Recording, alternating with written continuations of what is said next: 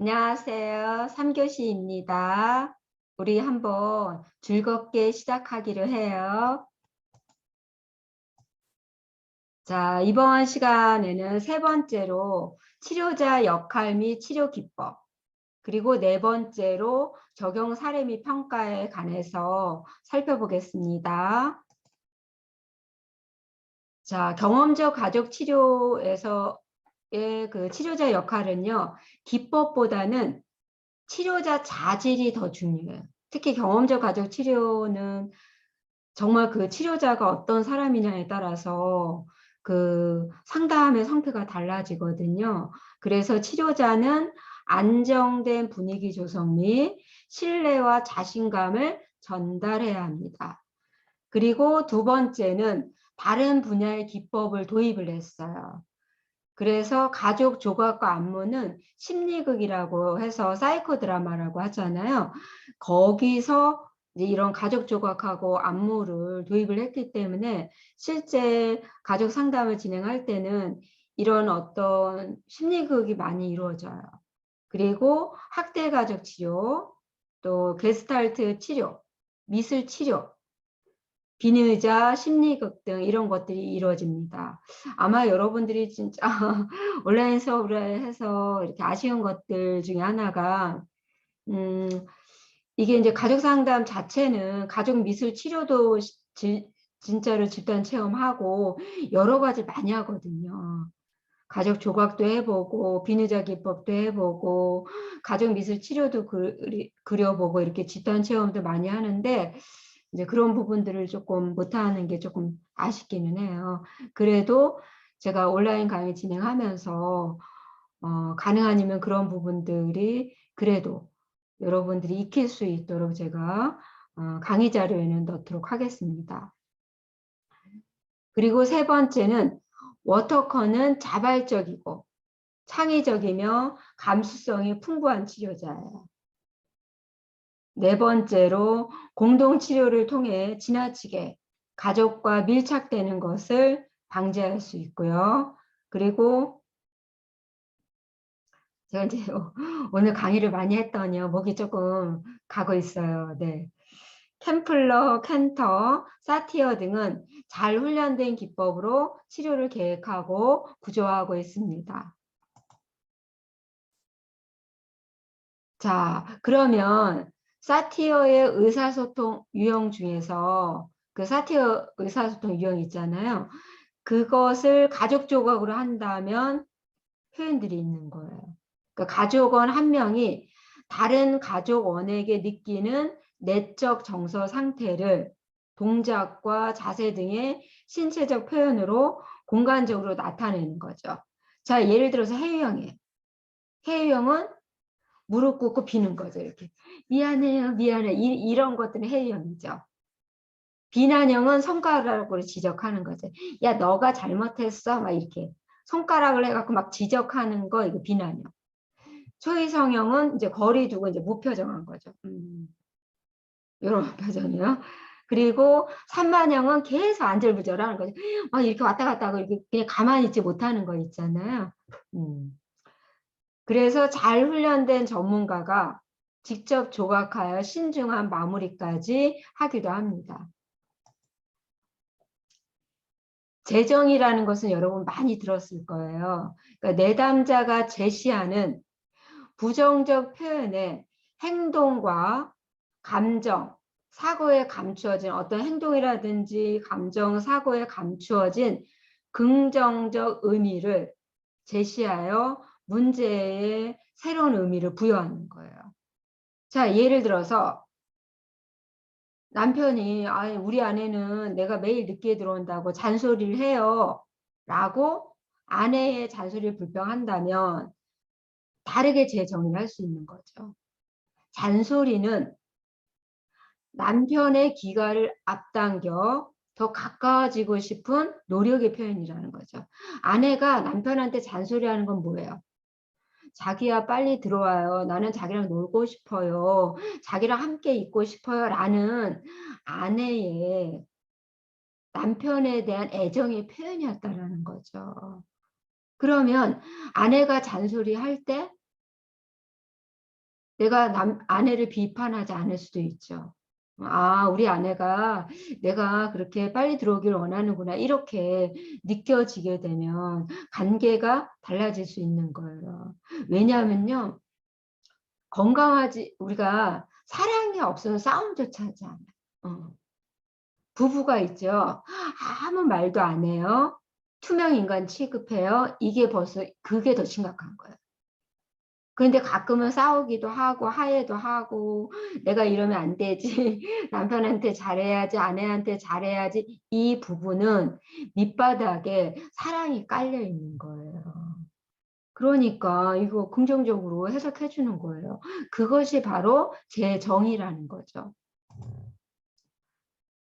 자, 치료 기법 중에 우리가 그 보헤네 다세대 가족 치료 같은 경우에는 이 가계도가 굉장히 복잡했잖아요. 그런데 경험적 가족 치료에서는 가계도랑 비슷하지만 원가족 3인군 치료라고 해서 이 원가족 도표가 있어요. 실제 여러분 상담 현장에서는 원가족 도표를 많이 활용할 수 있어요. 저도 개인적으로 많이 활용하고 있어요. 1단계는 스타. 그러니까 이 경험적 가족 치료에서는 내담자를 스타라고 해요. 스타. 치료 대상이죠. 그래서 1단계는 치료의 원가족 도표를 작성하는 거예요. 2단계는 가족의 성격 특성, 대처 유형, 관계 양성을 작성하는 거죠. 자, 스타가 있어요. 아빠도 있고 엄마도 있잖아요. 그러면 아빠의 장점 3가지. 아빠의 단점은 저는 가능한 적게 적으라고 해요. 예를 들어서 아빠의 장점은 3가지, 아빠의 단점은 1가지. 엄마의 장점 3가지, 엄마의 단점 1가지 이렇게 적으라고 해요. 근데 여하튼 이런 식으로 적는 거예요. 그리고 3단계는 스타의 아버지, 어머니의 원가족 도표를 작성하는 거예요. 그래서 그러면 뭐 자녀들에게는 할아버지, 할머니가 되잖아요. 그래서 외할아버지 아니면 친할아버지, 외할머니, 할머니, 어머니, 아버지, 형제, 자매에 관한 정보와 관계 양상을 같은 방법으로 표시합니다. 자, 그러면 표로 한번 볼게요. 자, 여기서의 스타는 민수인 거예요. 민수는 18살이죠. 우리가 가계도든 원가족이든 도표를 그릴 때는 남자는 네모, 여자는 동그라미로 표현해요.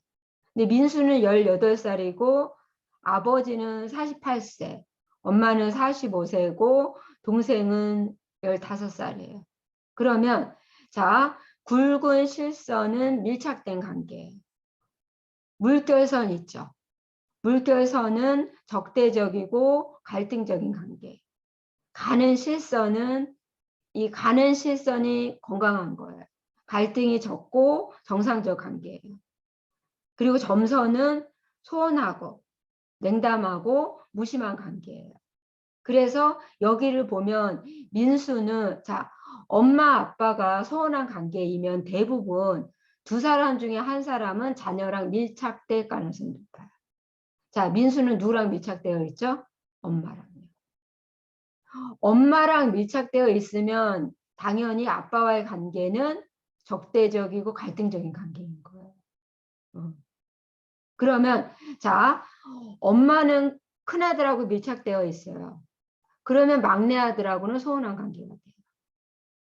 그러면 이런 관계를 보면 아빠는 큰아들하고는 갈등 관계지만 막내 아들하고는 가익 밀착이 될 수 있는 거죠. 그런데 아빠도 엄마도 자, 아빠를 볼게요. 아빠는 회사 부장, 대졸, 기독교고 성실하고 유능하고 근면한 장점이 있어요. 반면에 지배적이고 고집이 세고 인색한 거예요. 의사소통 유형은 비난형인 거예요. 엄마는 학원 원장이고 대학원 출신이고 기독교예요. 성격은 착하고 감성적이고 깔끔하고 단점은 속이 좁고 불완전하고 인색한 거예요. 자, 엄마 아빠의 공통점은 있죠. 인색한 거예요. 유형은 해유형이에요. 그리고 민수는 고3이고 깔끔하고 사려적이고 근면해요. 자, 엄마 아빠의 좋은 점을 닮았죠. 엄마로부터의 깔끔함, 아빠로부터의 근면함, 뭐 이런 거 닮았어요. 그런데 엄마 아빠의 단점도 물려받았잖아요. 인색한 거. 그러다 보니까 인색하면 초이성적일 가능성이 높아요. 그러니까 아들이 왜 초이성인 거예요. 그래서 이런 민수의 원가적 도표 이런 식으로 그리는 거예요. 그리고 우리가 그 치료기법에는 빙산 탐색이 있어요. 이 빙산 탐색은 가족 규칙하고 같이 활용해서 하는 거예요. 여기 보면 인간의 내면은 1차 수준이 있고 여기 2차 수준이 있고 3차 수준이 있잖아요. 이것은 어떻게 보면 1차 수준은 대처 방식까지는 의식하는 거, 의식하는 거. 그리고 여기는 한 전의식 정도고 여기 밑에는 거의 무의식에 의해서 작동이 돼요. 자, 어떤 상황이 벌어졌을 때 행동으로 보여주는 게 있죠. 그리고 그 밑에는 대처 방법이 있어요. 대처 방법은 방어 기제라고 해서 내가 삶을 살아가는 나의 틀인 거예요. 나를 보호하는 틀. 그래서 방어 기제는 크게 공격적인 거, 해피. 그러니까 왜 그런 거 있잖아요. 그냥 어떤 문제 상황이 벌어졌을 때 그냥 억압하거나 회피하는 거. 그리고 합리화. 그냥 어떤 상황에 대해서 그냥 절충하고 뭐 합리화하는 것들 있잖아요. 크게는 그렇게 나눠질 수 있어요. 하지만 방어 기제는 진짜 무궁무진하죠. 그리고 그 밑에는 1차 감정이라고 있어요. 이것은 내가 그렇게 행동한 거에 대한 나의 감정이에요. 그래서 기쁨, 뭐 흥분, 분노, 두려움, 억울함, 슬픔, 아픔 같은 거예요. 그리고 그 밑에는 감정의 감정이라고 해서 감정에 대한 감정이라고 해서 이것은 2차 감정. 사실은 이게 핵심 감정이에요.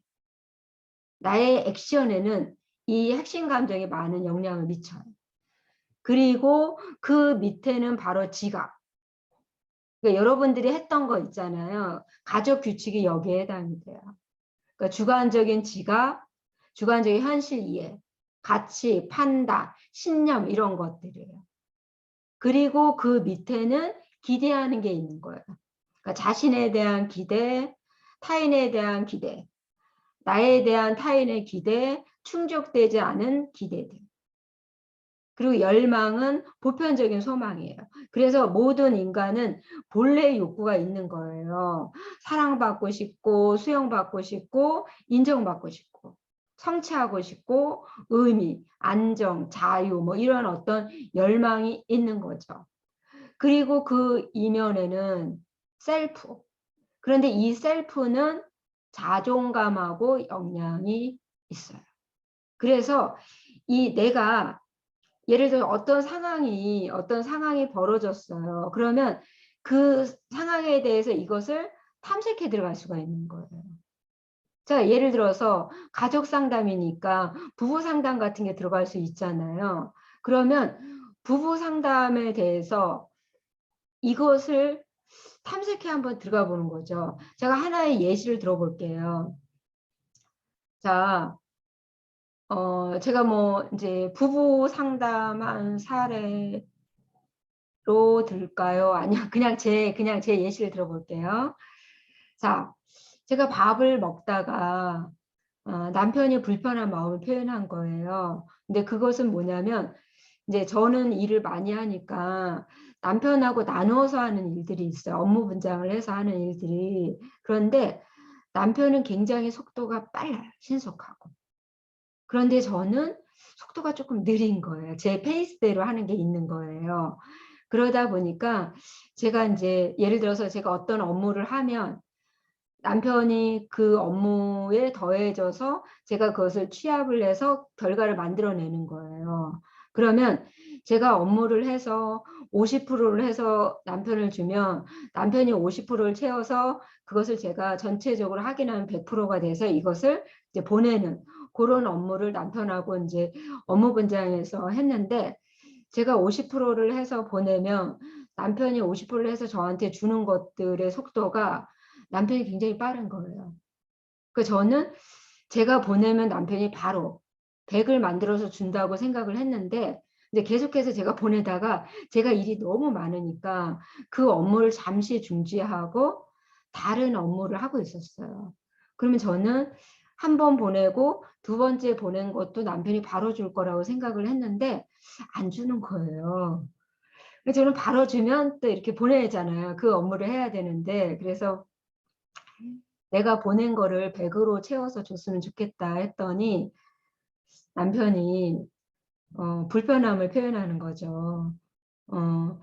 너가 한 번 보내고 두 번 보내고 세 번, 그러니까 내가 보내면 한 거를 보내주고 이렇게 릴레이식으로 하려고 했대요. 그런데 제가 두 번 보내고 보내주질 않더래요. 그래서 멈춘 거라는 거죠.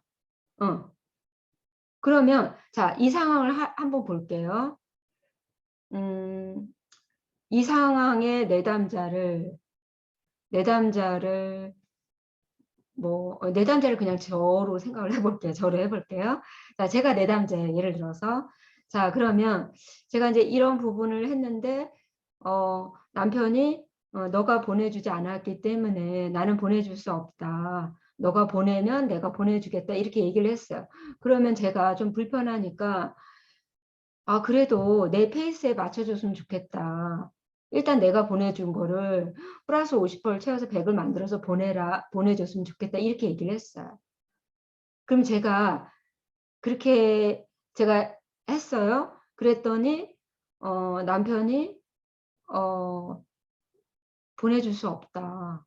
보내줄 수 없다. 너가 보내야지만 내가 보내줘서 내 페이스를 유지하고 싶다. 이렇게 얘기를 했어요.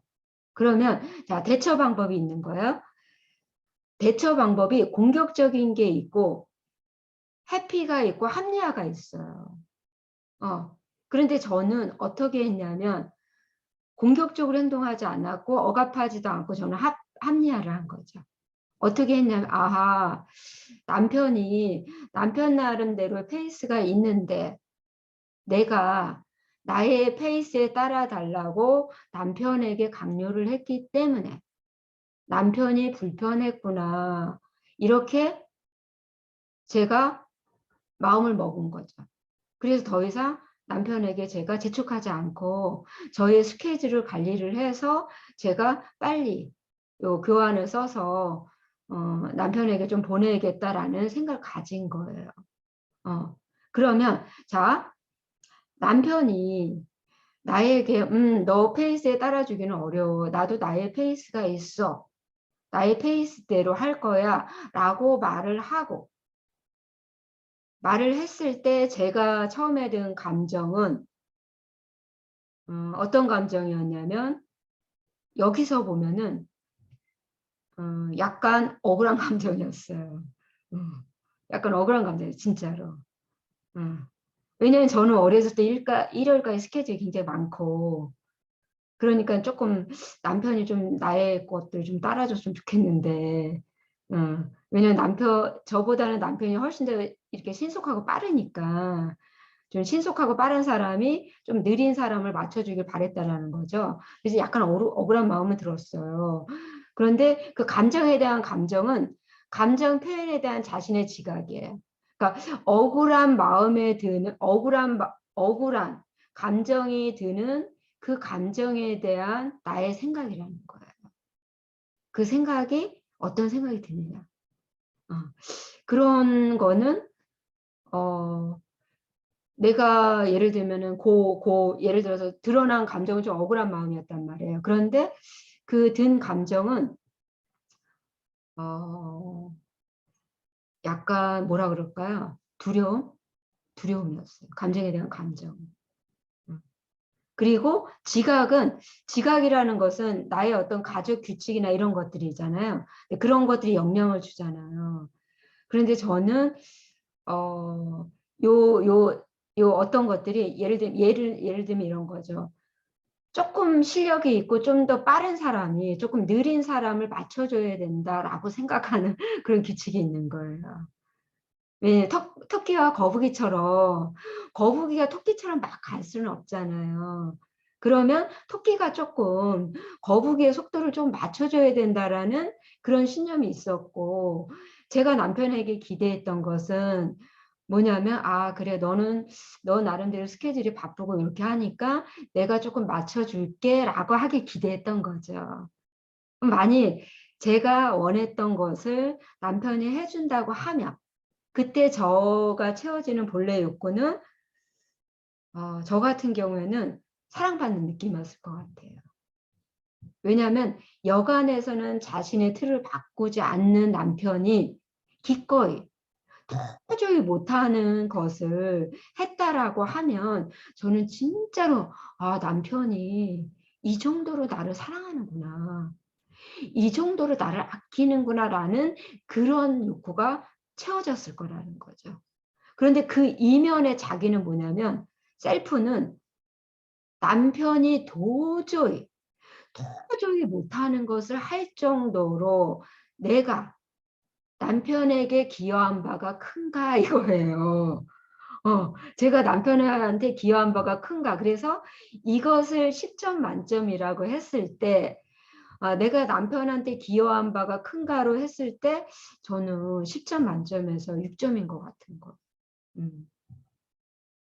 남편이 도저히 못하는 것을 해줄 만큼 제가 남편한테 기여한 바가 그렇게 크진 않더라고요. 그래서 사실 반성했거든요. 반성하고 그러면 내가 남편의 어떤 페이스를 조금 존중해 주면서 내가 조금 속도 조절을 좀 잘해서 남편에게 불편함을 좀 주지 말아야겠다. 그러면 내가 남편에게 무리한 거를 요구하지 않고 내가 한번 조금 변화를 추구해보자 이렇게 생각을 했거든요. 바로 이게 여러분 빙산 탐색이에요. 그래서 한번 여기 보면 가족 규칙지는 이런 부분들이에요. 뭐 한번 약속을 하면 그 약속은 지켜야 한다 뭐 이런 것들이고 여기에는 얼마든지 추가가 될 수 있는 거예요. 자, 그러면 이 한번 다른 사례를 갖고 다뤄볼게요. 자, 이 빙산 탐색은 개인의 내적 경험을 이끌어내는 비유적인 방법이에요. 그러니까 실제로 개인 중심의 성장 모델로 많이 사용하고 있어요. 자, 시가와 갈등으로 남편에게 한해는, 자, 시댁과의 갈등으로 인해서 남편에게 한해는 아내의 내면을 이해하고자 하는 질문 탐색을 한 거죠. 자, 남편에게 화나는 상황에서 어떻게 행동합니까? 남편에게 막 화가 나요. 그럴 때 어떻게 행동합니까? 라고 질문했더니 이렇게 질문하는 거예요. 그러면 그거에 따른 대처 방법이 있잖아요. 그러면 반복되는 대처 유형이 어떻게 나타납니까? 공격적인가요? 아니면 회피인가요? 아니면 합리화인가요? 그 의도는 무엇인가요? 그리고 1차 감정이에요. 그 상황에서 느끼는 감정이 어떤 것인가요? 그와 관련된 다른 감정도 느꼈나요? 그리고 2차 감정, 감정에 대한 감정, 핵심 감정이에요. 나는 자신에 대한 느낌은 어떤가요? 이런 감정이 드는 자신에 대한 느낌은. 그러니까 저 같은 경우에는 억울한 감정이 드는 그런 거에 대한 느낌은 어떤가요? 이제 그렇게 질문을 하고 지각은 그 상황에 대해 어떻게 이해하고 판단되나요? 그때 어떤 생각이 드나요? 기대는 그때 남편에 대한 기대는 무엇이었나요? 과거와 현재 충족되지 않은 기대는 무엇인가요? 열망은 부인의 기대 밑에 있는 부인이 여기서 아내예요. 아내의 기대 밑에 있는 간절한 소망은 어떤 것인가요? 셀프는 자신의 생명력과 삶을 지탱하게 하는 본질이 무엇인가요? 그러니까 내가 이 삶을 지탱하는 그런 아직 그 존재 이유는 무엇인가요? 라고 질문하는 거죠. 그래서 치료자는 긍정적인 자원을 활용하도록 격려하고 따뜻하게 지지하는 게 필요해요. 그래서 우리가 부부관계는 있잖아요. 성공적인 결혼 생활을 유지하는 것 중에 하나가 이중 한상을 보존하는 거예요. 이거 제가 다음에 이제 부부 역동할 때 다뤄줄 거예요. 왜냐하면 결혼 생활을 유지하다 보면 항상 좋을 때만 있는 건 아니잖아요. 그런데 내가 이 갈등 상황에서도 배우자에 대한 사랑을 유지하면서 내가 이 성공적인 결혼 생활을 유지하려고 하면 이중 한상을 보존하는 거예요. 저 같은 경우에는 이게 어떻게 보면 셀프랑 관련이 있잖아요. 남편하고 갈등이 있다든지 이럴 때는 남편이 저한테 구애를 하면서 불러준 노래를 떠올려요. 그게 탑 오브 더 월드였어요. 남편이 10월에 어느 날 저랑 장흥에 놀러 가자고 하더라고요. 그래서 장흥에 놀러 갔는데 남편이 저보고 이제는 자기랑 결혼하자고 그러더라고요. 그러면서 저를 등에 업고 이 노래를 불러줬어요. 탑 오브 더 월드. 근데 너무너무 이게 행복한 거예요. 너무너무. 약간 보슬비는 내렸어요. 그래서 신문지로 남편이 꽃갈모자 만들어서 저도 씌워주고 남편도 하고 그리고 저를 등에 업고 그 장흥의 그 아름다운 길을 걸으면서 이 탑 오브 더 월드를 불러줬는데요. 이게 너무너무 그래서 지금도 예를 들어서 남편이 좀 짜증을 내거나 약간 어떤 갈등이 생기면 저는 이것을 제 마음속에 있는 이 장착되어 있는 이 노래를 떠올려요. 그렇게 아름다웠던 그 시절. 그리고 여기 있는 김종환의 아내가 돼줄래. 이런 어떠한 노래들, 남편이 저에게 불러줬던 노래들을 떠올리면서 제가 갈등 상황을 슬기롭게 대처하는 거예요. 부부관계에서 저를 지탱해 주는 것은 남편과 저와의 그 처음 사랑을 나누고 그 아름다운 추억 속에서 제가 결단하고 결심했던 것들이에요. 이런 식으로 성공적인 결혼 생활에 비법들이 9가지 정도 있어요. 제가 나중에 부부 역동할 때 다뤄드릴게요. 네. 자, 여러분들 각자 빙산 탐색을 실습해 보세요. 제가 이렇게 예시를 들었던 거예요. 그래서 여기 이런 사례들이 있어요. 이런 사례가 있는데 이제 지금 한번 적용 사례를 볼게요. 자, 이 경험적 가족 치료를 실제 적용한 건강한 사례죠. 여기 보면 남편은 성장기에 아버지가 장기간 정신병원에 입원하셔서 사망한 가정에 삼남 일녀 중, 이거 오타예요. 일녀 중 장남으로 빈곤한 가정에서 고생했어요. 장남이에요. 아내는 자상하지만 지배적인 아버지와 초등 1학년 때부터 허약하며 입원 퇴원을 반복한 어머니의 이남 일녀 중 막내로 태어난 거예요. 남편은 장남이에요. 아내는 막내인 거죠.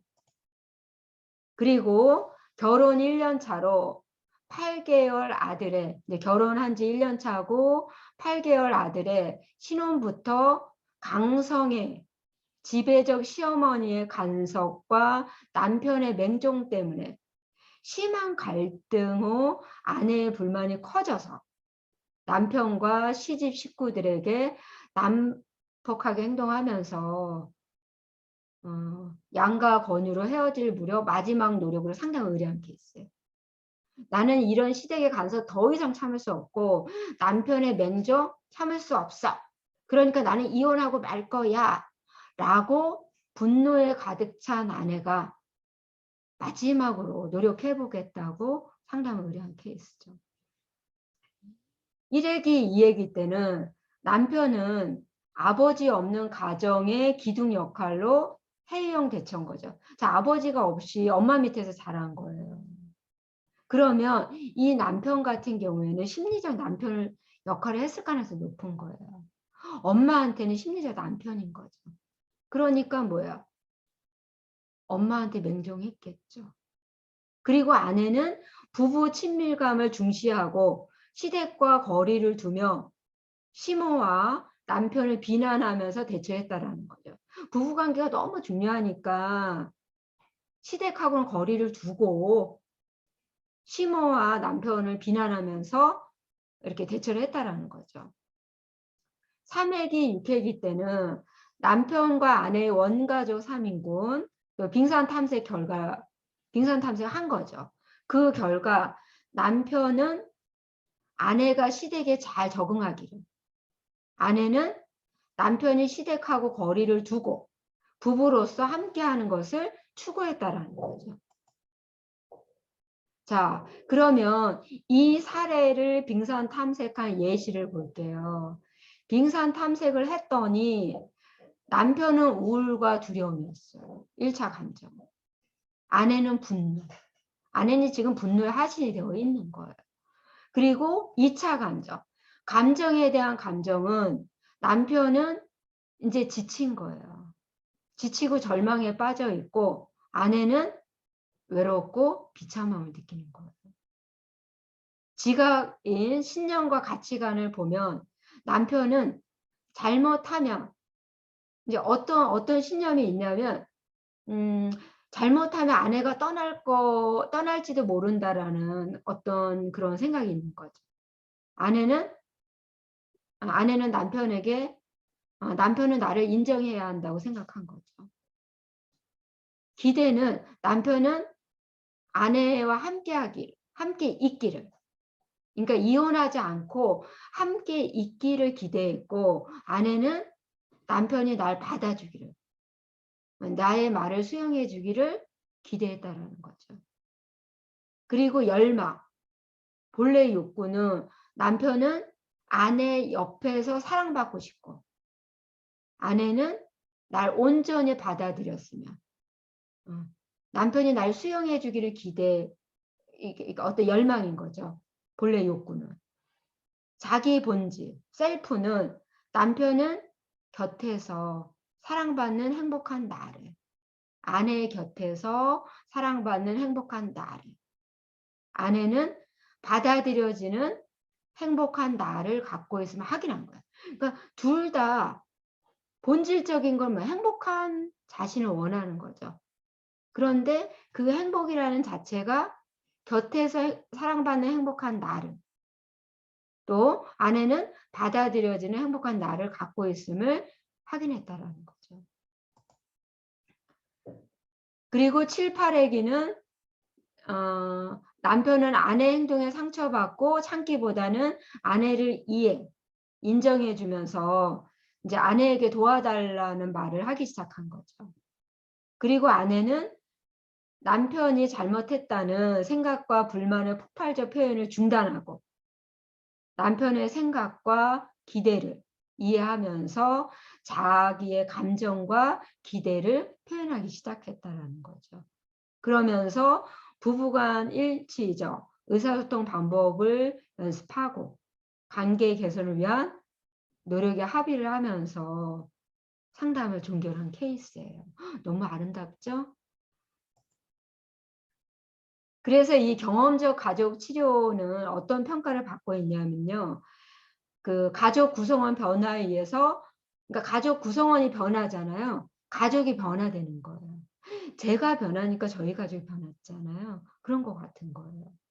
그리고 빙산 탐색은 우리나라는 여러분 감정 표현보다는 이게 억압이 미덕이잖아요. 그러다 보니까 표현을 잘 못해요. 그런 국내 현실에서 손쉽고 안전하게 자기 감정을 드러내도록 자기 내면을 털어놓게 하는데 매우 유익하다라는 거죠. 그리고 세 번째는 이해보다 경험을 강조하고 치료자의 자세와 자질을 중시 여긴다라는 평가를 받고 있습니다. 자, 여러분 마지막으로 오프라 윈프리 이야기를 하면서 오늘 수업을 마무리하겠습니다. 지금은 작은 나라의 연간 국민 총생산 정도 재산을 소유한 언론계 최대 자산 성공을 이룬 오프라 윈프리다. 어마무시한 여성이죠. 그녀는 주장해요. 인생의 승리는 책임감 있는 사람에게 돌아간다. 과거에 지배받지 말라. 모든 사람은 자기만의 장점이 있다. 대부분 찾아내려 하지 않을 뿐이다. 나 자신에게 물어라. 나는 뜨거운가? 나는 용감한가? 내 숨은 힘을 키우려면 어떻게 해야 하는가? 이 물음에 답이 확연히 떠오르지 않는다면 자신의 엔진에 키를 꽂고 힘차게 시동을 걸어라. 진정한 힘은 지난 시간의 계단을 박차고 뛰어오르면 시작된다. 여러분, 우리 한번 힘차게 뛰어봅시다. 축복합니다.